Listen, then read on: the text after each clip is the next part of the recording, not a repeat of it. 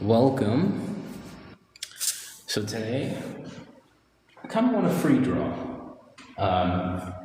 When the whole purpose of this live is to show how you can use your own artistic style and incorporate the anatomical knowledge on top of it to help enhance what you have. It'll help enhance your drawings. So let's just go ahead and get started, okay? So in my own practice, I like to be very just flowy and just like to throw what I am thinking of onto the paper, right? So I was brainstorming a couple of ideas for this episode, and I kind of settled on this position. All right, so I kind of settled. I usually start off with my rib cage being a circle. All right, this is very much against not against, but different. This is very much different than what I normally do at school, right? But I start off with just a shape for my rib cage. And then because of what I'm thinking, I put a line in. And this line tells me the placement of the shoulders. So each edge represents a shoulder, and this line represents where that collarbone is. So then I'll like place the head somewhere in there, right? And I'll put the pelvis in there somewhere. Now, because this is angled this way, pelvis is going to tilt the other way naturally, right? And for this particular drawing, I was thinking of a guy who's like kind of stepping into a punch and like punching down. So this shape in here is going to represent that leg, that calf coming down. This represents that thigh coming out, and then that's the back thigh going back in space because he's stepping into it, right? And these are just shapes. These are just shapes that I'm putting down in a very fluid manner. I'm just placing my idea in space, right? And that's gonna be where the foot is, somewhere around there. Now he's punching with this arm. So his arm is gonna be cocked back. And using your brain to think of the arm as a form in space, interacting with another form, that's gonna place that form somewhere around here. I'm just putting that down. His arm is raised, his fist is cocked back, right? And maybe that's a little far, right? Because that arm is gonna bend somewhere in here. So I'm gonna put it just a little bit closer. I don't wanna stay there for too long. And this arm is gonna be placed around here. Maybe his fist comes out a little bit.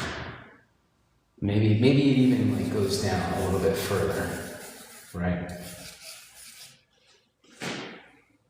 And when you throw a punch, you kind of like cock back the punch hand. You kind of lean forward with that offhand. So if he's leaning this way and pushing back here so he can build momentum, maybe that arm kind of comes forward a little bit. He just leans into that a little bit more, right? So this is where his shoulders are, and he's gonna be looking down at his target, right? And this kind of extends,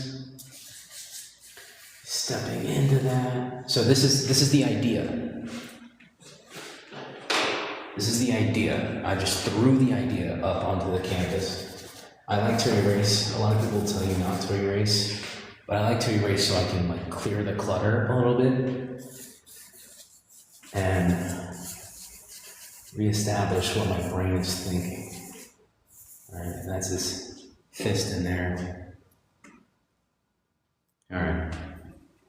Maybe his head comes down just a little bit more to show that he's like really pushing into that. He really wants to let this punch fly.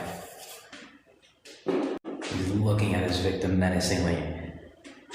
And this in here, that represents that thigh going back in space. So it looks naturally, there's a shorter space in here because it's coming at you, it's coming at the viewer. And his back leg kind of goes back in space. So I have this nice little setup, right? Fist coming forward. All right. We'll clear this up in here. So with this on the paper, how am I going to apply certain anatomical landmarks and features to make it look more dynamic and more powerful, even possibly a little bit more realistic? That's the question that I'm asking here. So, for one, the anatomy follows certain rules of physics, right? Follows, if my punching hand is leaning back in space, I know that deltoid is going to come stretched up in here, right? It may be even closer to the head because it's being pushed back. So I know that my deltoid is somewhere in here, and it may be even a little bit further up because you need room for that clavicle, and you need room for that acromion process in there. Let's go ahead and kind of take that out a little bit. Let's go a little bit wider. So I know that the idea of the deltoid is somewhere in here. And I know that the bicep kind of comes out, and then the forearm rounds itself. The forearm is somewhere in here, and because it's coming at the viewer, you're not going to see much of it behind the fist. The fist is here. That's my thumb in there.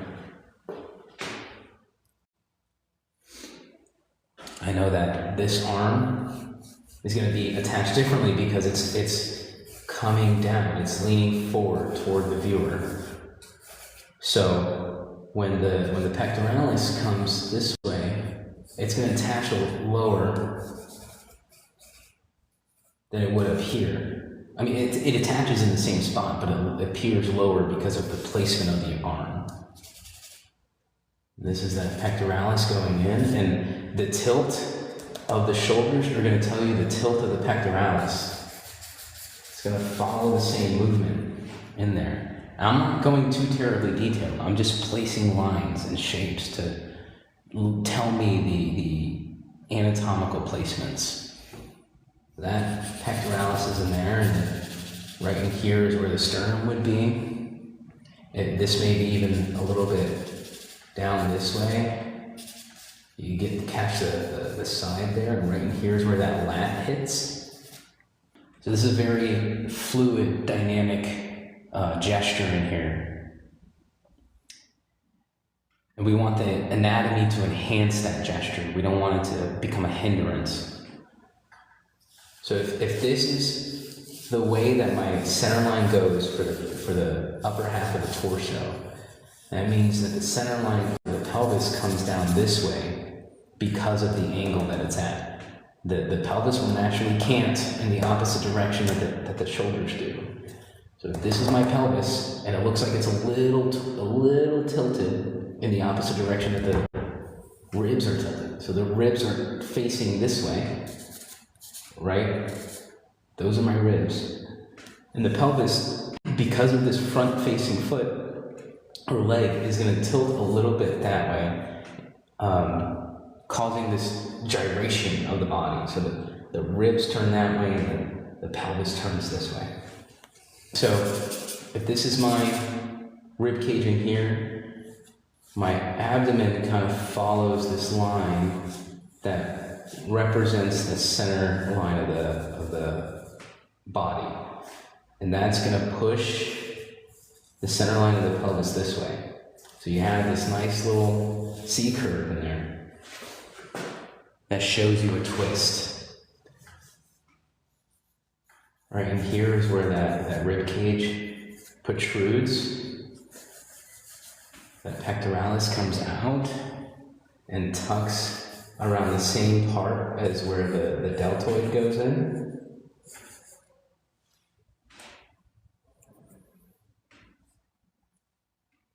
Deltoid's going to come around here.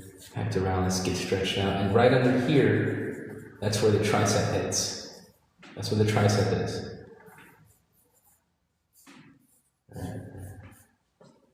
And at the end of this deltoid, it's going to attach at the acromion process. And right here in the back, that's where the trap is. That's the top of the trapezius. This may be a little small in comparison to the rest of the body, so we're gonna make this a little bigger, just to get the proportion a little bit more accurate. Now, because of the placement of this in here, it's the bottom of the trap is up here. The bicep is going to attach somewhere here behind where the forearm and the fists are. You can't see it, but if we look past where the fist is and we try to imagine where that bicep connects, probably be like right around here. That's where that insertion point will be. And that forearm juts out, comes back, and that's where that elbow hits. And there you go. And now this forearm in here. If we're gonna try to articulate this arm, right? This is my arm in here. This is where it connects to the torso. That forearm is placed right here, and it's gonna kind of cone in to where the wrist is, and there's gonna be this little shape in here of where that brachioradialis wraps around into the flexor muscles here. And then your fist is going to cover most of that up because of the size comparison in space. That's your thumb, right? Your knuckles. Yeah.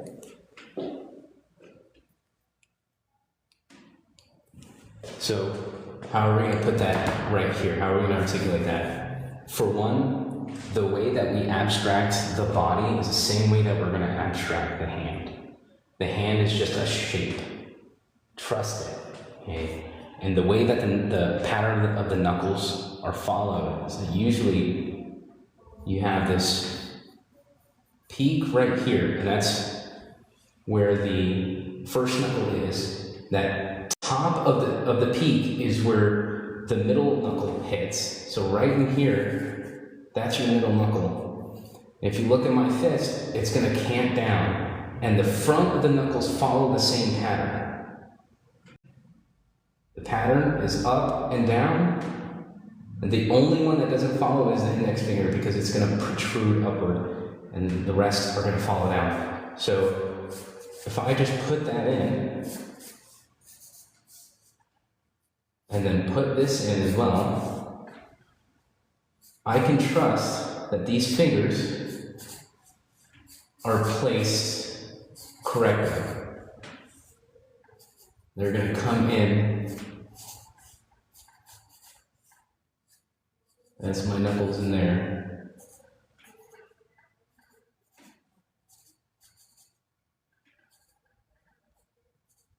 You don't have to articulate it the way I did.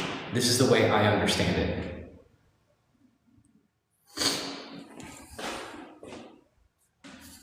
But I'm just placing these little shapes to represent what I'm trying to articulate. This probably comes a little bit more out, right? Because that middle finger is going to be your longest. Your pinky is going to be your shortest.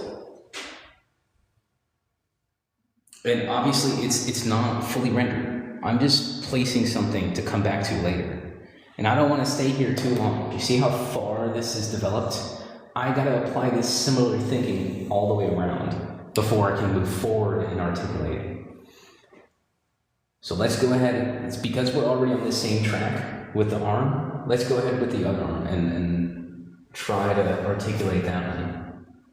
So I know that the pectoralis is going to come out. It's going to attach in a similar spot as the deltoid in here. And that deltoid's going to stop right at the acromion process. And that trap is going to come here. This is my head. And the head looks a little big because it's closer to the viewer in space. So right in here, this is where my bicep is. And then the forearm kind of comes down here. And similar to the other forearm, it's going to have this muscle that wraps and creates a shape. That forearm is going to tunnel in, and it looks short. It looks short because of its position in space. It's something called foreshortening. The more pointed toward the viewer it looks, the shorter it looks in space. And then you have your tricep in here, in the back, behind the deltoid. Your bicep. And then that forearm comes out. And you have your fist in here. And just placing that shape. Thumb comes here. I'm just placing that. I'm just placing it. It's like a note. You have a certain definition of a word. You're just making it simpler for yourself, so you can come back to it and revisit that. So we don't want to push too far just yet. I know that the rib cage in here, this is going to be the top of the rib cage. How do I know that? Because of the position of the chest in here. It's also foreshortened. And I can see the top of his shoulders. The top of those shoulders are the top plane of the box that the rib cage sits on. This is a representation of what's happening here. If this is my box, let me darken that up for you so you can see it. This is the center line of that box. And right up here, that's where the spine connects in here. Your head is going to be right in there. This little cylinder is where the neck is. That's where my neck is, behind that head.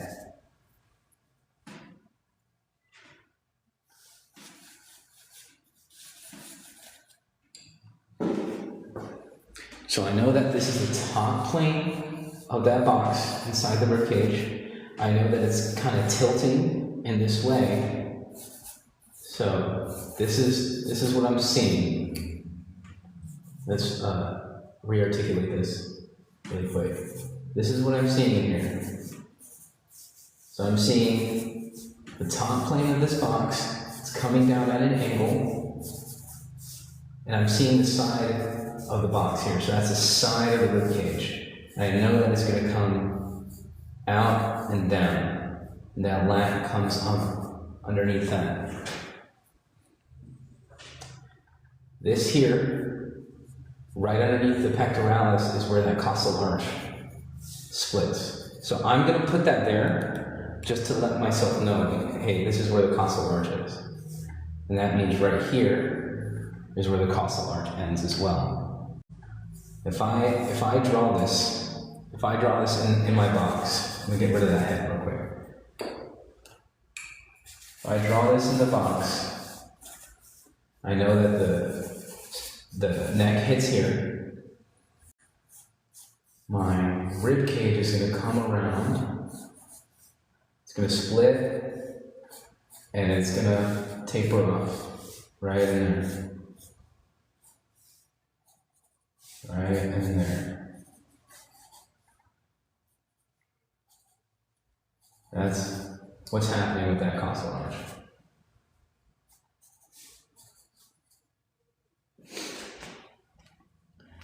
So applying that to here, I know it's going to come down and it's going to look shorter than what it actually is because of the way it's foreshortened in space. Again, I'm just drawing this because I'm reminding myself and I'm showing you, the viewer, of what's there. I know that the abdomen comes this way. So that means the side here of the body will follow that as well. It's the pectoralis. So I'm going to get rid of that. I know that that's there. I don't need it anymore. So if this part of the body extends and the cant of the shoulders goes this way and the pelvis goes this way, logically speaking, this part of the body is scrunched up now.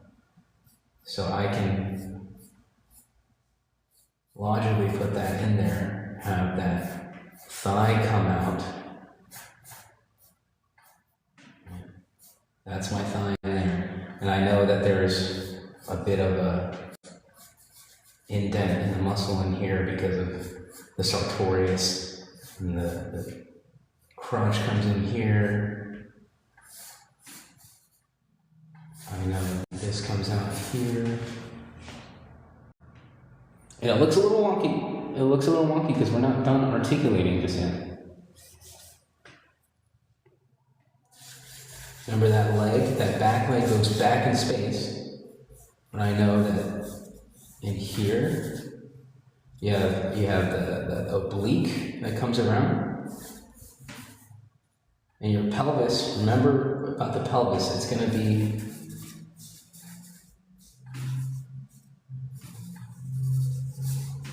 this is my pelvis in here.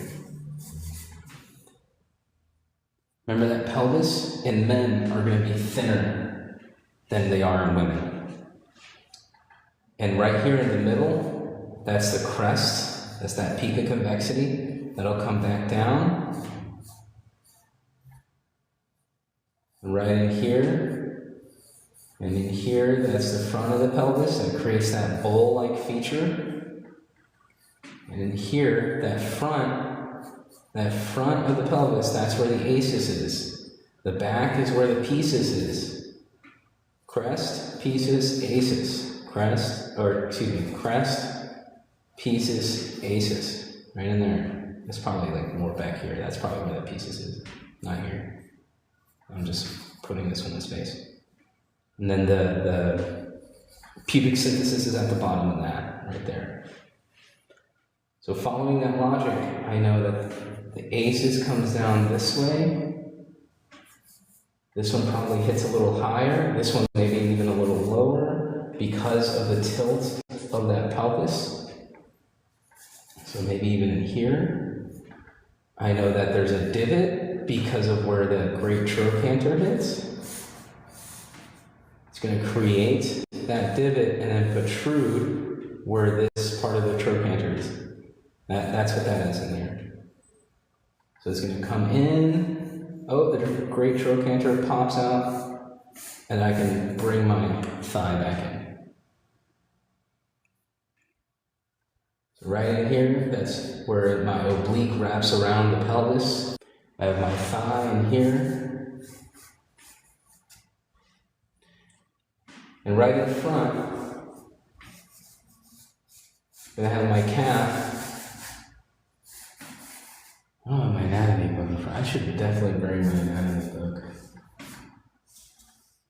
The patella sits right in there. Then you have, if I'm not mistaken, the tibia that sits right in here. That's where the shin is, right here. And behind this area is the gastrocnemius, which is the back of the calf muscle. And usually it comes out this way and then kind of caves in. Same thing here, but this one kind of like hits lower and rounds out a little bit more on the outside of that calf.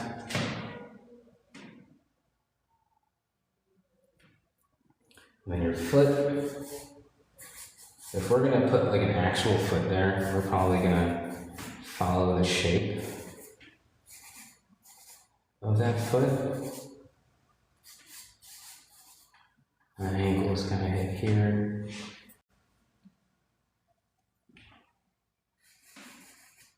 Front plane of that foot.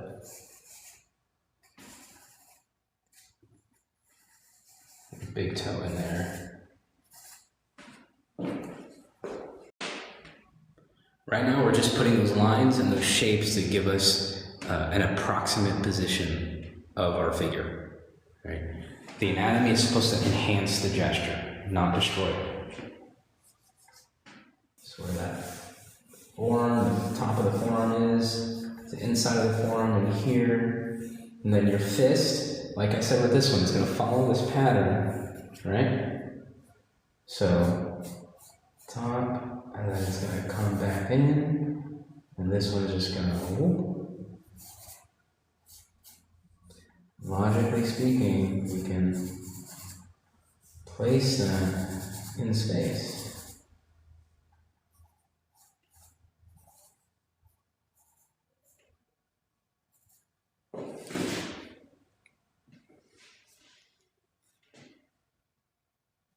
This one may be a little bit smaller than my other one.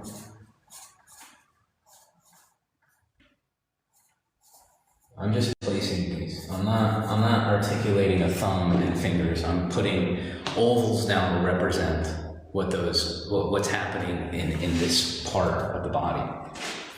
I see, like, as I step back, I look at the whole thing. I notice that calf, it looks really off right now. So, and the reason being is because my knee points out this way, yet my foot points inward. So that's creating this gesture that's not real. That's never going to happen. Your foot is always going to follow the position of the knee. And if my knee is facing this way, my foot's going to face in a similar way. And it looks weird. It looks off. So I'm going to let's put this down a little further. I'm going to put my foot right in here.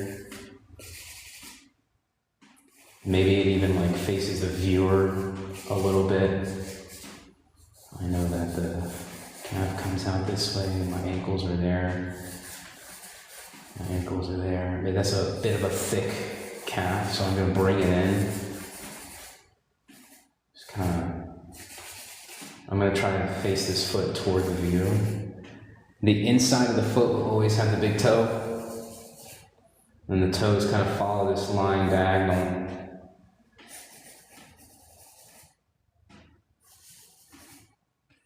There's this, I noticed that with the foot, there's this like little shape that kind of follows the big toe, and then this shape, it's like a rectangular prism in here.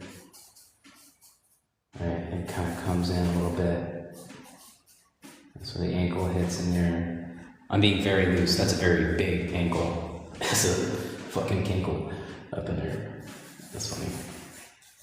I'm gonna bring it in a little bit more. That's my ankle, right?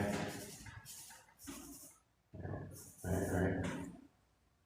Squeeze this down a little bit. So the skull, the back of the skull is always gonna be a little bit further out past the neck. My neck is probably gonna be like somewhere in there underneath because of this position.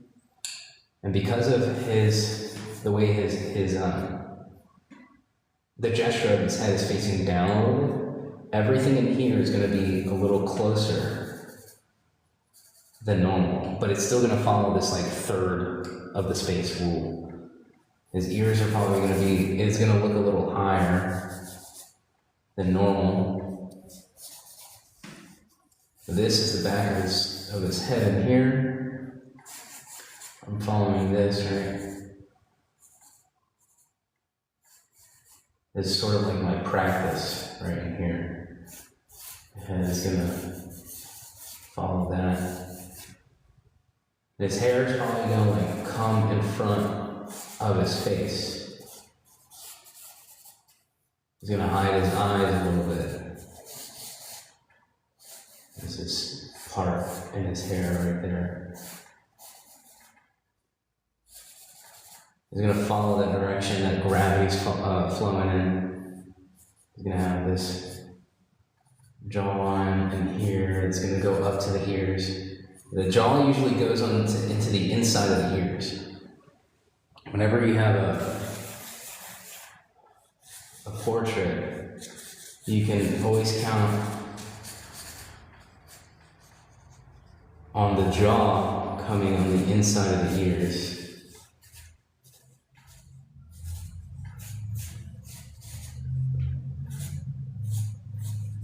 And the ears kind of create, fill in this gap between the jaw and the back of the head, right in there. But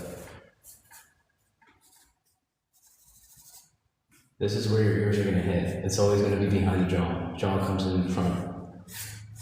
There's the center in here. The top of the eyes. Usually it's I noticed that a lot of eyebrows connect with the top of the ear. This is a little high, but the eyebrows or the top, or like the top of the eyebrows are right underneath the eyebrows. So if my eyebrow is here, it's usually like up here or right in here is where the line of the top of the ear is. That's what I've noticed at least. But in this case, we have a foreshortened view, so the ears are going to appear a little higher than where the eye line is. And it looks like they're going to be covered by the hair anyway, so this is my jaw in there. This is my nose that comes up. My mouth in here. The chin kind of hits here. So we have a decently articulated figure in a punching motion right now. If I wanted to go ahead and place the abdomen, the abs follow this. The abs are, first of all, very flexible. That's how you can get this kind of extension here and this compression over here and still be intact.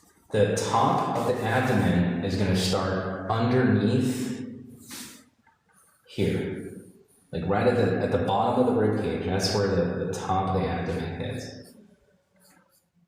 And then you have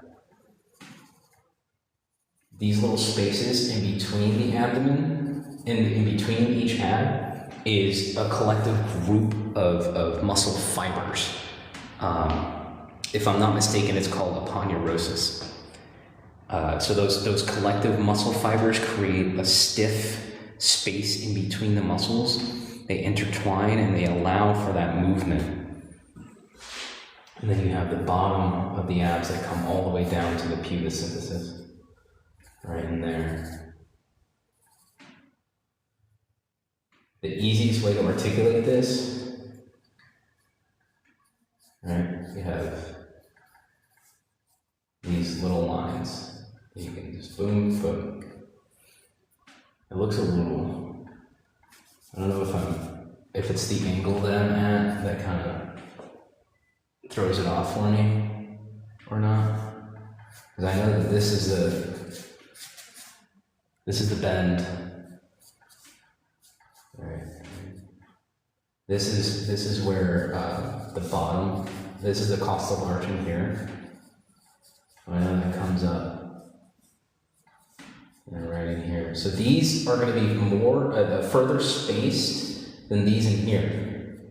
And that's because this is extended on this side and compressed on this side. And in between your abs, there's some aponeurosis, and on the other side of that aponeurosis is your oblique that comes underneath it. Right now it's compressed. You can't really see it because of the thigh in here.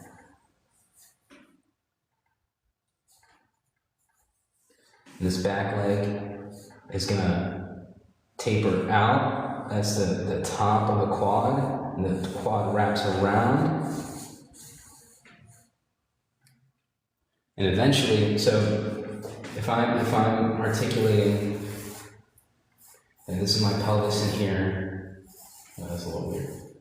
And then I'm drawing my legs right in here. It's my rib cage, my head. So the torso coming in and then looping down towards the pubis symphysis, because of the way this is in here, with a great trochanter and the sartorius wrapping around, starting at the aces, which would be right in here. This is where that sartorius hits. the muscles are going to come down and protrude out. And this on top is going to be my quad. So right in here, comes down, out, and then it creates this like teardrop form on top. And the sartorius is right next to it. Holistically, that quad creates that shape. Now separately,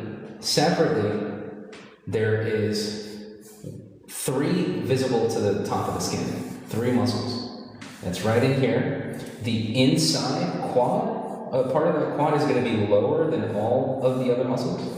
It's going to come out like that. And on the other side, there's going to be one that hits a little bit higher than the middle. So then from here, from the middle, that's where the patella comes out into the knee. And behind here, underneath, behind your quads, on the other side of your leg, it's going to hit your hamstring.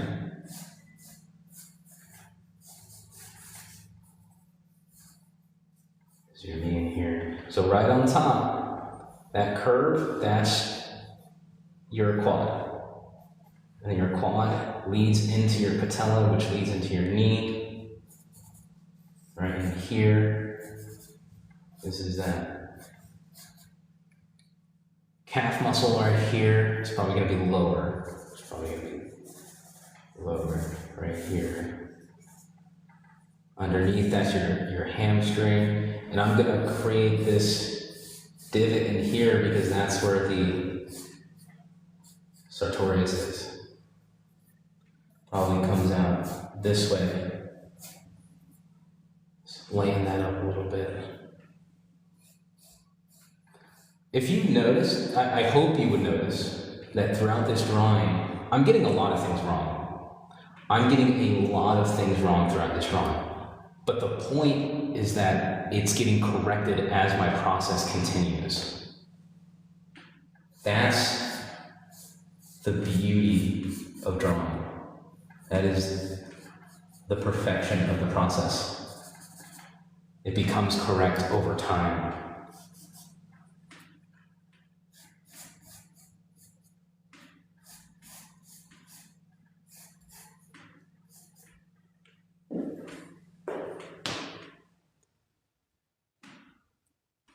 I love doing this so much. And back here, the leg goes back in space. So it's going to get smaller as it goes back. This one, this front calf protrudes towards the viewer, so it's going to get bigger as it gets closer to you.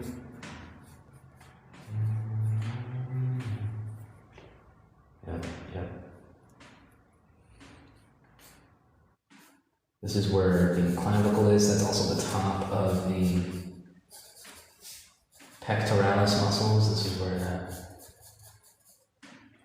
deltoid comes out. Look at that. Everything connects, right?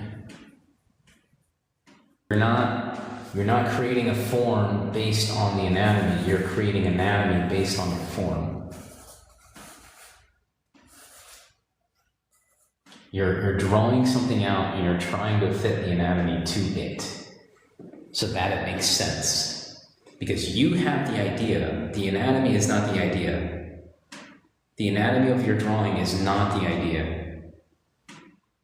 The anatomy should always bend to your idea. And if it's something that you think won't make sense, make it make sense.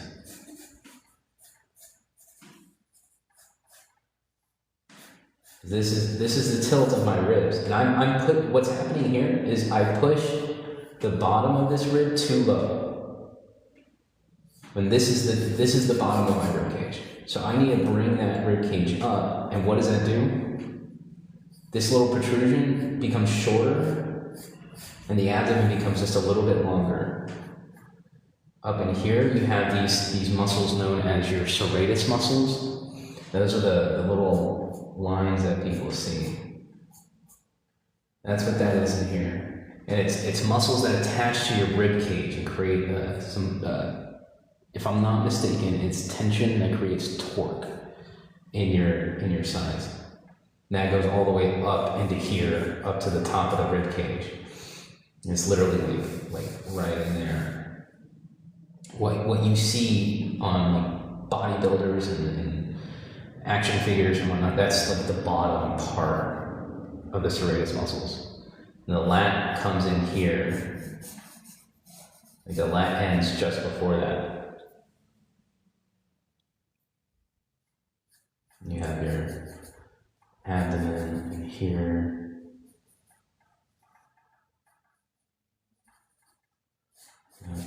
Yep, right in there.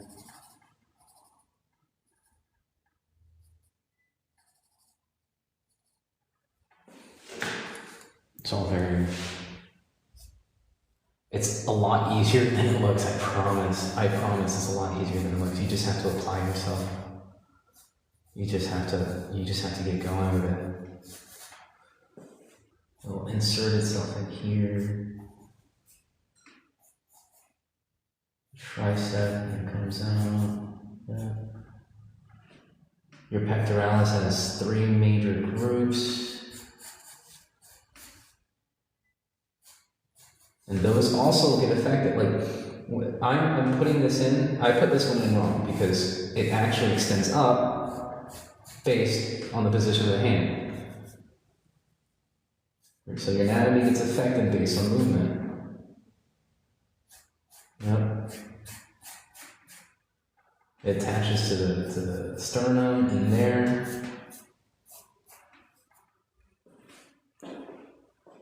And these little like lines in here, they can be very descriptive of how toned your figure is. They can be descriptive of the motion in which the muscles are compressing or extending. And something I didn't go over, so I'm just gonna go over it now. This arm here is bent. So that's gonna create this compression of the bicep in here. Now if the arm was fully extended, that bicep would be articulated differently. It'd be a lot longer.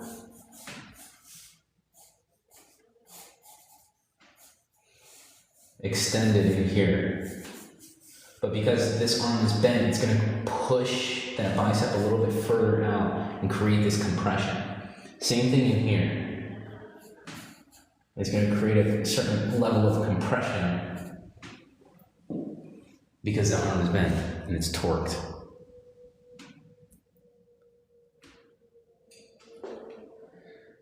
Alright, so my name is Anthony. I'm an artist based in Wilmington, Delaware. I go to school at a realism art atelier known as Studio Incaminati in Philadelphia, Pennsylvania. I love what I do and I love sharing it with you people. So I hope you took away something from this live. And I love you. If you stuck around, I appreciate you. I thank you. I love you. Have a great day.